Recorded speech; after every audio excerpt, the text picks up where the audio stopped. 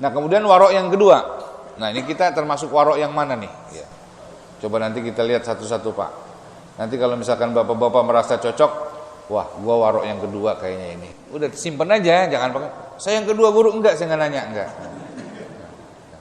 As-tsaniyah, bermula warok yang kedua. Warok sholihin, yaitu waroknya orang-orang yang soleh. Wa huwa at-tawaqqi minasy-syubuhati allati yataqabalu fiha al-ihtimalat.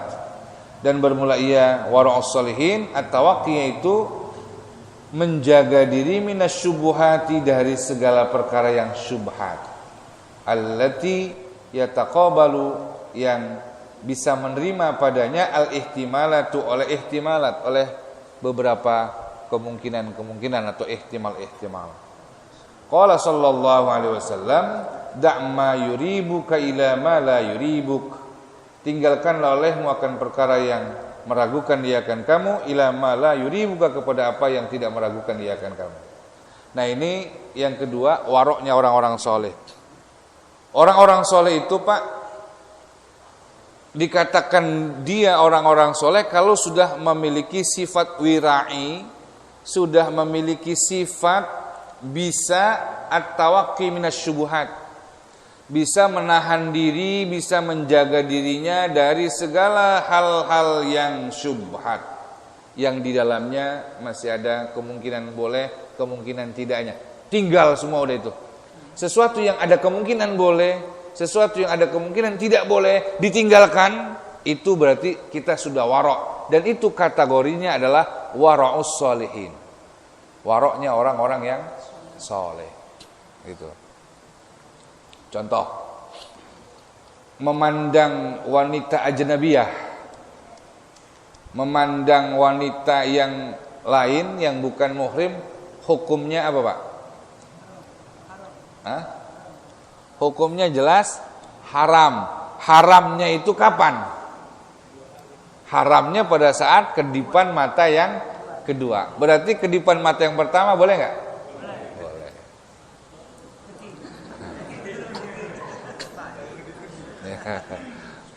Nah di sini kelihatan wara'us sholihin.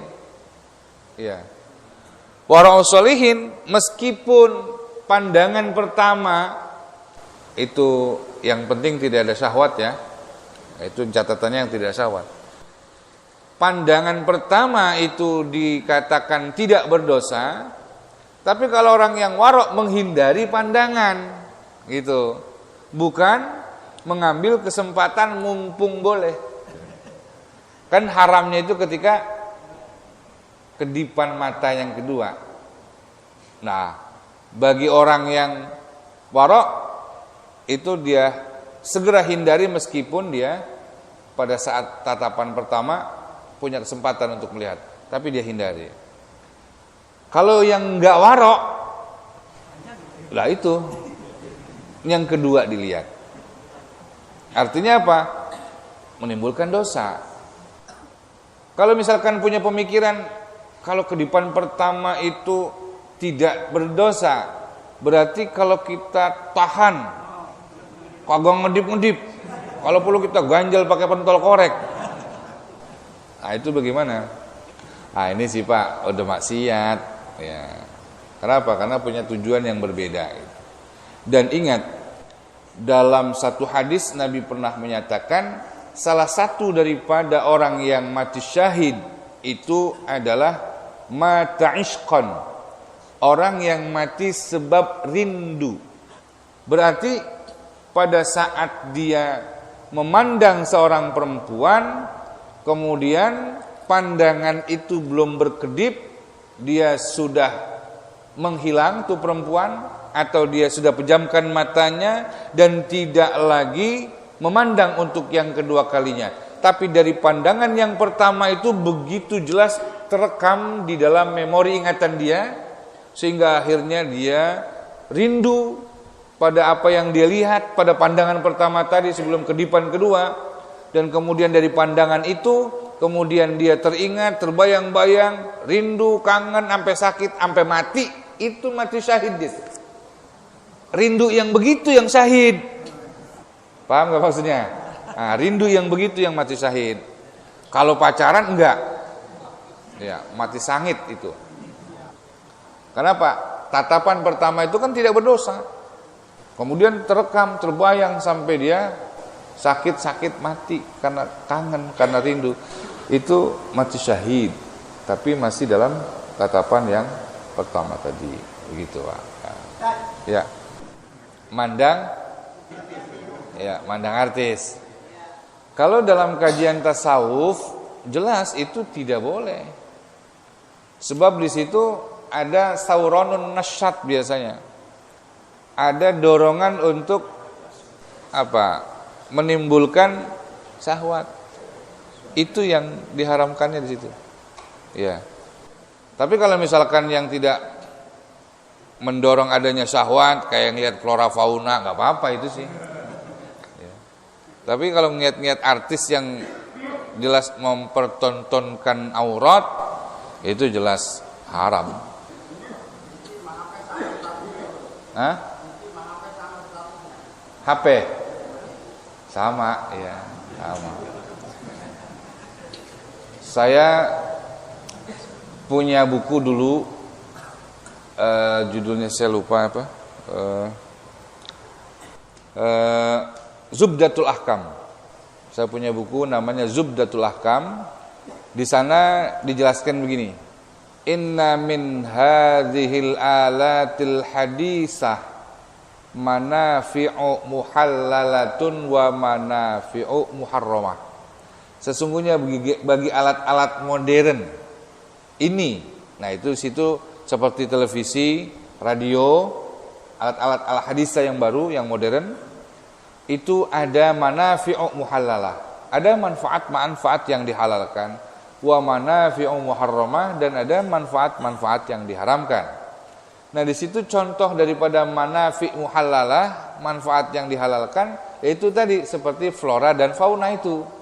Jadi kalau kita nonton TV ada acara flora dan fauna, tumbuh-tumbuhan dan binatang, itu enggak dosa, itu enggak. Masa ngeliat puunan dosa gitu. Atau ngeliat kambing masa dosa, enggak. Tapi ada manafi'u muharram, ada manfaat yang diharamkan. Manfaat itu maksudnya apa? Ada menyenangkan seseorang tapi diharamkan. Itu tadi seperti penampilan-penampilan yang seronok dari para bidu-wanita yang ada itu. Nah, itu termasuk sesuatu yang diharamkan. Ya. Ya. Mendengar. Ya, baik. Jadi Allah Subhanahu wa taala itu kan berikan kepada kita perangkat-perangkat, alat-alat ya. Untuk apa? Untuk bisa mengenal Allah. Alat itu yang pertama adalah hati. Kemudian yang berikutnya adalah panca indera. Panca indera kita itu berupa mata, telinga, mulut, dan lainnya. Nah ini sesungguhnya memang diciptakan oleh Allah sebagai alat untuk bisa mengenal Allah, untuk mengingat Allah. Itu fungsi dasarnya. Tapi kemudian kalau misalkan kita tidak menjadikan itu sebagai fungsi dasarnya, tujuan utama diciptakan dari panca indera kita itu, malah kita mengikuti kepada dorongan-dorongan sauron syaitan, hembusan-hembusan setan yang selalu menjerumuskan orang untuk melakukan perbuatan-perbuatan yang negatif atau memberikan kesenangan-kesenangan. Karena mata itu punya kesenangan, telinga punya kesenangan, semuanya masing-masing punya kesenangan. Dan ketika kesenangan itu sudah bicaranya adalah syahwatiyah, syaitoniyah, maka itu jelas hukumnya adalah haram. Pikiran menghayal, itu zina. Tangan berzina, ya mukul sesuatu yang tidak hak, itu tangan berzina. Telinga pun berzina, hukum berzina. Mendengarkan sesuatu yang tidak layak untuk kita dengar, itu berzina. Mata pun berzina ketika memandang sesuatu yang tidak boleh kita pandang, itu hakikatnya mata berzina.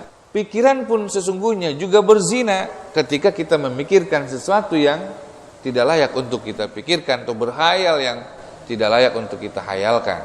Kayak menghayal artis atau apa gitu kan, itu termasuk zinal fikr, itu zina pemikiran, zina pikiran. itu dosa itu. Dalam kajian tasawuf ya, dalam kajian tasawuf. Coba dalam fikih nggak dibahas. Jadi kalau kita udah ngaji tasawuf, Pak, udah kayak orang tua banget udah kita. Iya, ini nggak boleh, itu nggak boleh. Iya, emang bener. Mandang perempuan kagak boleh, harus nunduk jalan. Ya. Ngomong kagak boleh banyak. Ntar di sini ada yang disebut dengan wara'ul muttaqin. Coba. Waroknya orang yang bertakwa. Waroknya orang yang bertakwa itu artinya apa? Waroknya orang yang bertakwa itu adalah dia meninggalkan sesuatu yang tidak mengapa untuk menghindari sesuatu yang akhirnya nanti menjadi ada apa-apa. Itu bahasa kitanya. Bahasa Arabnya mala ba'sa bihi makhafatan mimma bihi ba'sun. Jadi orang-orang yang takwa itu, waroknya orang yang takwa adalah dia meninggalkan sesuatu yang halal, murni halalnya, supaya apa? Supaya tidak terjebak pada sesuatu yang haram. Karena sesuatu yang halal boleh kan kita makan misalkan, tapi kalau kebanyakan kan jadi haram. Waroknya orang yang takwa begitu. Dan waroknya orang yang takwa itu salah satu diantaranya adalah dia menjaga dirinya anit tahaddus bi ahwalin nas, menjaga dirinya dari membicarakan atau berbicara tentang keadaan manusia, membicarakan keadaan orang lain, khifatan minal injirari ilal ghibah, karena takut nanti terjerumus dalam perbuatan ghibah. Orang yang warok nggak banyak ngomong. Kenapa? Takut ghibah. Itu makanya saya bilang tadi, kalau kita ngaji tasawuf cenderung kita menjadi orang yang pendiam dari hal-hal yang dilarang. Itu waroknya. Biarin pelan-pelan Pak, yang penting kita tahu dulu dah. Masing-masing ntar kalau mau ngamalin ya amalin. Mudah-mudahan sih bisa diamalin. Kagak bisa 10 ya 9, enggak 9 ya 5, enggak 5 ya 1 dah kita bawa pulang yang bisa kita amalin gitu. Minimal ada asarnya, ada bekasnya gitu. Ya, dan tahu dulu dah. Kalau udah tahu nanti ketika kita dalam kondisi tertentu, ya Allah saya pengen ngamalin apa lagi gitu. Silakan ya. Ini kita masih bicara waroknya orang soleh dulu. Wa qala sallallahu alaihi wasallam al-ismu hazzazul qulub. Bermula dosa hazzazul qulub, yaitu menyakiti segala hati. Dosa itu nyakitin hati. Dosa itu bikin hati jadi sakit. Orang yang berbuat dosa lama-kelamaan hatinya kronis sakitnya itu. Kan dalam hadis pernah Nabi menyampaikan tuh, idza aznabal abdu kanat nuqtatun sauda fi qalbi. Seorang hamba apabila dia berbuat dosa kan titik hitam nempel di hatinya. Semakin dia banyak melakukan perbuatan dosa, akan semakin banyak titik-titik hitam itu nempel di hati, dan itu penyakit. Jadi orang berbuat dosa itu pada akhirnya adalah membuat hatinya sakit. Kalau hatinya sakit, fi qulubihim marad fazadahumullahu marad, nanti bahaya itu. Makanya tolong sampaikan nih Pak, atau mungkin nanti bapak-bapak, ini kebetulan mungkin ada yang belum ada yang nggak datang, tapi bisa mendengarkan penjelasan saya. Saya mendengar ada orang berkata begini, kita berbuat dosa apa aja nggak masalah katanya. Yang penting jangan syirik kepada Allah. Pernah nggak Bapak ketemu sama orang yang model begitu? Saya pernah dengar ada orang ngomong begitu. Dia bilang zina, yang penting jangan musyrik. Zina-zina aja nggak apa-apa katanya. Ya Allah, kalau memang perkataan dia yang penting kita tidak musyrik kepada Allah, ada benarnya. Ada benarnya. Yang penting mati jangan dalam keadaan musyrik, ada benarnya. Tapi kalau kemudian menganggap perbuatan maksiat itu halal, ini satu hal yang sangat berbahaya. Karena kuncinya begini, segala sesuatu yang dihalalkan oleh Allah kemudian Anda haramkan, maka Anda menjadi orang kafir. Atau Anda menghalalkan yang diharamkan oleh Allah, maka Anda orang kafir. Contoh zina, kan sudah jelas haram, Allah haramkan, Allah jelaskan dalam firman-Nya, Nabi telah jelaskan, tapi Anda anggap halal, berarti Anda sudah melawan Allah, kafir namanya. Nah kemudian taruhlah Anda tidak kafir, tapi kemudian Anda mengatakan lebih baik saya zina, yang penting saya tidak musyrik. Ada harapan bagi saya nanti akan diangkat oleh Allah dari neraka, dimasukkan ke dalam surga karena saya masih membawa iman. Pertanyaannya begini Pak, ketika orang tidak mau beribadah, ketika dia terus selalu melakukan perbuatan maksiat, ingat ketika selalu melakukan perbuatan maksiat, itu hati semakin hari semakin sakit. Kalau hati semakin hari semakin sakit, maka dikhawatirkan itu hati akan dikunci mati oleh Allah. Kalau hatinya dikunci mati oleh Allah, kan gak masuk hidayah. Kalau gak masuk hidayah, bagaimana bisa husnul khotimah? Ini pertanyaannya. Sementara orang yang meskipun dia banyak melakukan perbuatan dosa, dia masih ada jaminan surga kalau dia husnul khotimah, kalau dia masih ada keimanan di dalam hatinya. Kalau seandainya dia meninggalnya su'ul khotimah, kalau su'ul khotimah kan penghabisan yang jelek. Kalau penghabisan yang jelek artinya apa? Kan kafir. Bagaimana bisa mendapatkan tiket ke surga sementara hatinya tidak ada sama sekali kalimat la ilaha illallah atau tidak ada hidayah? Ini saya ingin sampaikan nih kepada saudara-saudara saya nih. InsyaAllah nanti melalui radio ini bisa didengar kemana-mana. Saya sayang aja gitu. Sayangnya kenapa? Ya itu tadi, berharap Allah memberikan ampunan. Iya kalau meninggalnya husnul khotimah, kalau meninggalnya cakep. Nah kalau meninggalnya su'ul khotimah, kan berarti gak bawa iman. Kan sering saya sampaikan itu, orang itu kalau memang dia belum, bahasa kampung saya nih Pak, kalau dia belum gebegin hatinya, setiap orang harus ada di dalam hatinya la ilaha illallah. Kemudian digebegin hatinya, di hatinya yang ada la ilaha illallah, yang ada cuma la ilaha illallah, bersih hatinya, masuk dia ke dalam akhirat. Kelihatan la ilaha illallah itu di dalam hatinya sama malaikat. Malaikat kagak pakai nanya, Pak, udah dantak banget la ilaha illallah, udah masukin sana. Ini siapa? Orang Islam. Coba ada la ilaha illallah enggak dalam hatinya? Tapi ketutup dosa, kan digebegin dulu, dimasukin dulu ke neraka itu. Digosok tuh. Lama kalau udah kelihatan, oh ada la ilaha illallah, baru dimasukin ke surga. Makanya kalau bisa kita bisa bersihin di sini, kita bersihin di sini. Jangan nunggu dibersihin di sana. Ini yang kita khawatirkan pas dia meninggal, su'ul khotimah, tidak tertanam di hatinya la ilaha illallah, udah digobogin sama malaikat berjuta-juta tahun, kagak keluar-keluar juga la ilaha illallah. Kan berarti kagak ada la ilaha illallah di dalam hatinya. Kalau nggak ada la ilaha illallah dalam hatinya, berarti matinya kafir dia. Kagak bakalan diangkat gitu. Itu yang disayang, yang sangat kita sayangkan. Ini bentuk kasih sayang kita sama saudara-saudara kita. Jadi kalau bisa jangan berkata begitu, jangan berkata yang penting gue nggak musyrik, nggak apa-apa gue berzina, jangan. Ya, menghalalkan perbuatan yang haram itu bisa kafir, gitu. Itu bahasanya gitu. Ya. Wah, waktunya udah hampir jam 8 Pak. Ya, jadi warok 2 dulu dah. Nanti baru warok yang ketiga, warokul muttaqin, dan nanti warok yang terakhir adalah warokul siddiqin. Kayaknya bapak-bapak udah masuk warok yang kedua nih Pak ya. Iya, insyaallah ya. Kalau bapak-bapak ini kan termasuk insyaallah orang-orang yang bisa menahan diri dari perbuatan, dari segala perkara yang syubhat ya. Nah, jadi kalau perkara yang syubhat, tolong jangan kita lakukan. Meskipun memang ada halal dan haram. Artinya nanti pulang dari sini, bapak-bapak jalan di pintu di lewat gang, kemudian di situ ada daun saga misalkan, daun saga tahu kan?